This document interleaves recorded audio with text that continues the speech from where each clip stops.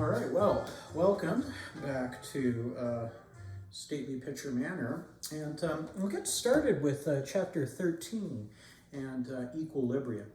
And so in this lecture, I'm going to talk about what equilibrium is and introduce the equilibrium expression and the equilibrium constant. So let's look at the equilibrium condition. So often we think of, when we hear the word equilibrium, we think of balance. So we have the following things when a reaction, or really any system, has reached equilibrium. So for a chemical reaction, our reaction is still going on, but the concentrations of reactants and products have not changed, or do not change, rather. They're constant. So let's just note that here. Concentrations of reactants and products are constant. There. All right. Now the reaction is still progressing.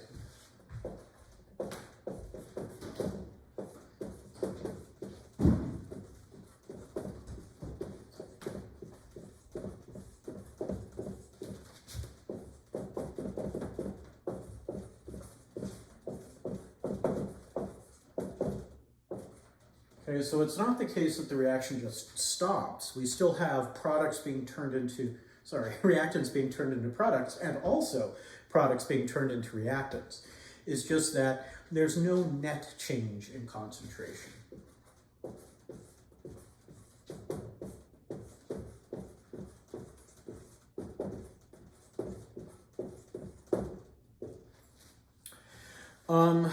And we'll go ahead and denote our equilibrium reactions. So we'll use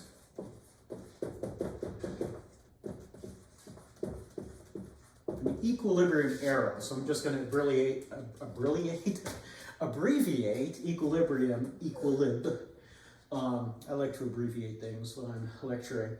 So we'll use an equilibrium arrow, and you may have seen this before, but it's a half arrow on the top and a half arrow on the bottom. They're going in opposite directions. And this denotes that we have a system that really is in equilibrium. All chemical reactions are in equilibrium. It's just some of them are so heavily product favored that you basically can just draw a one-way arrow. Typically, this means we've got a reversible process, a reversible reaction, where we don't have 100 billion times as much product as we do reactant. We've got closer to similar amounts. Another thing to note is that at equilibrium, the rate of the forward reaction equals the rate of the reverse reaction.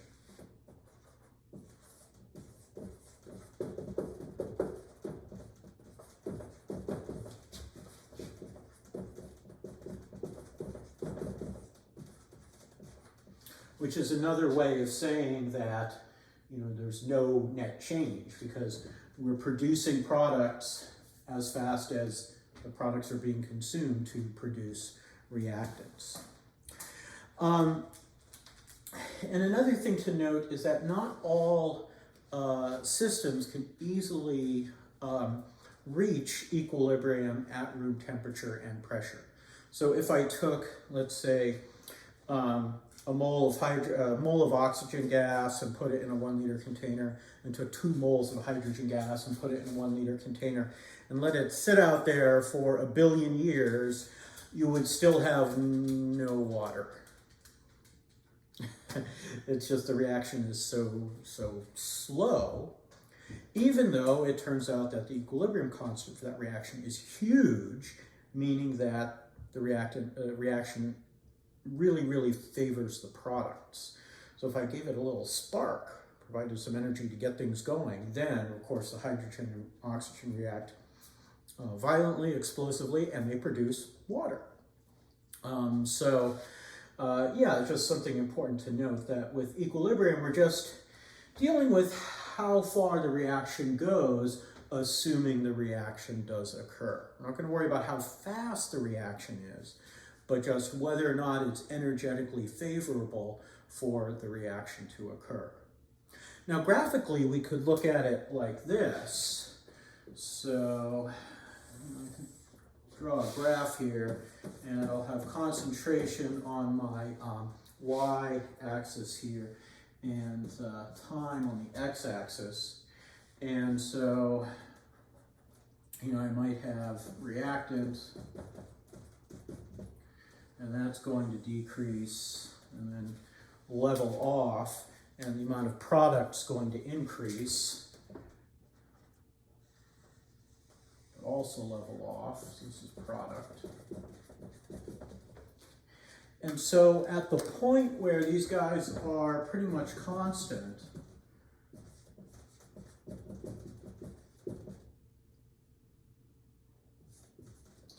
from that point on, we're at equilibrium. Okay? This beginning part is things are still changing, but eventually they'll reach equilibrium. Now, there's some other interesting things about equilibrium that can happen. If we're over here and we add in some more reactant, basically make it go up, well, that's going to react some more and make some more product. So they're actually going to form a new equilibrium. And we'll talk about that. We'll talk about changes in equilibrium to form new equilibria and some other stuff as well. And we'll do a whole bunch of problems. Yay, problems. Those are my sarcastic jazz hands. All right, let me go ahead and let's take a look at the equilibrium expression and the equilibrium constant.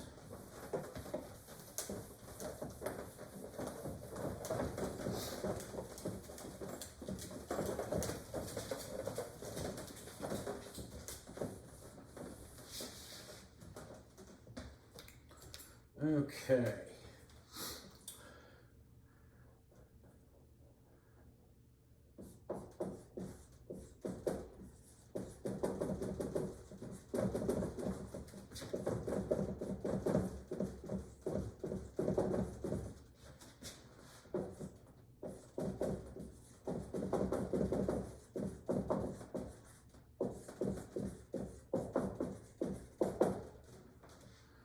All right. So let's just take the hypothetical reaction here. So let's take a reaction where we have, we'll have A plus B is in equilibrium with C plus D. Now I need some coefficients for these, so I'm just going to say we have J moles of A, we have K moles of B, L moles of C, and M moles of D. So we can have the following equilibrium expression.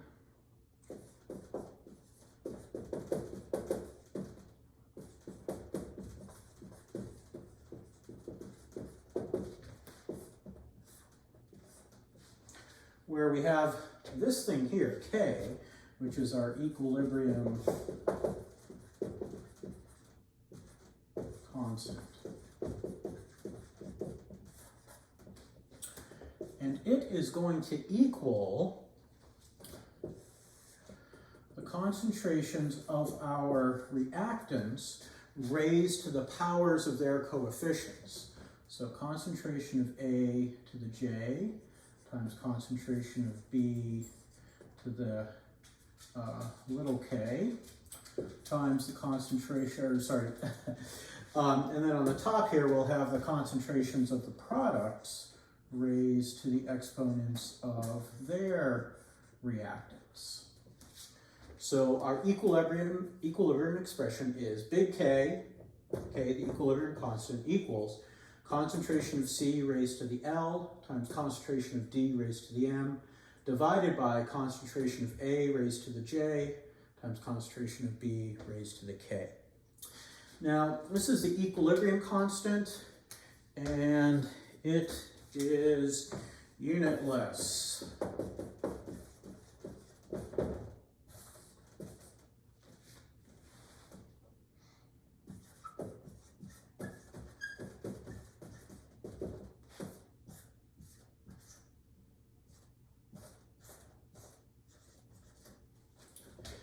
And we can also refer to it as Kc, because these are concentrations, and Keq for equilibrium. A lot of times biochemists say Keq, and being a biophysical chemist by training, that's what I tend to say. So yeah, this is the equilibrium expression, okay? So if we had, let's just say we had, for example, let's say 2H2 gas plus O2 gas is in equilibrium with 2H2O gas. K would equal concentration of H2O, 2 squared, over concentration of H2 squared concentration of O2. And these are concentrations, and these are going to be concentrations in molarity. But again, even though we have molar squared here, molar squared times molar, we'd expect a unit of 1 over molar, and that's not the case. Equilibrium constants are considered to not have any units. So better not put units after your equilibrium constant, the values for your equilibrium constants. Okay, that's the only time, well, pH doesn't have a unit either, but it's the only time that you don't want a unit by a value. Otherwise, you need to have units. All right. Yeah, so I think this is relatively straightforward. The key to remember is that this is essentially a definition. This is from what we call the law of mass action.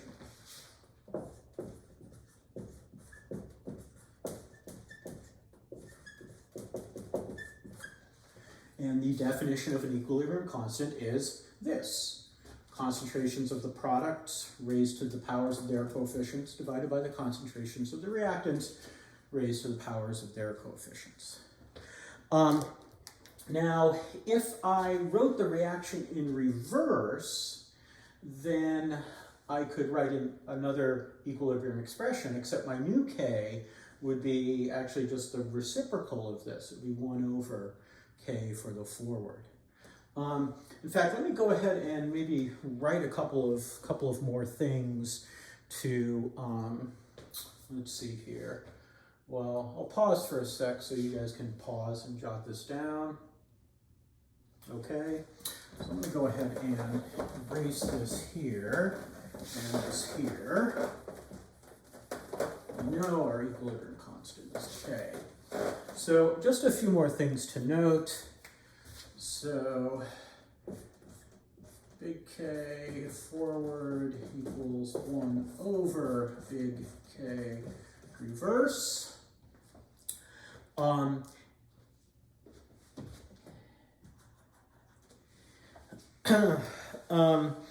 If we have n moles of equation, then we would raise our equilibrium constant to that power of n.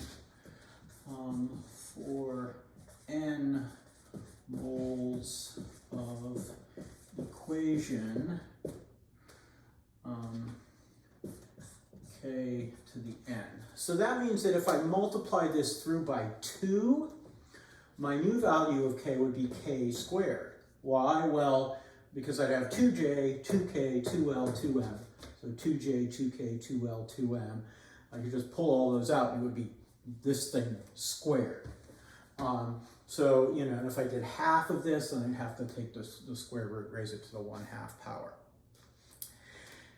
The other thing to note is that K always has same value for a reaction at a given T and P. So at a given temperature, Actually, let's just say temperature here, because we'll talk about pressure for gases later. So at a given temperature, regardless of the initial concentrations of products and reactants. So at a particular temperature, K will be K for a reaction. Now at different temperatures, you'll get different values of K, the equilibrium constant. But at, let's just say at, 50 degrees Celsius, the equilibrium constant K for the reaction of hydrogen with oxygen to form water equals 10 to the 80th, let's just say. No matter what your different concentrations are, when you plug them in, they all have to equal K. And you can take a look at table 13.1.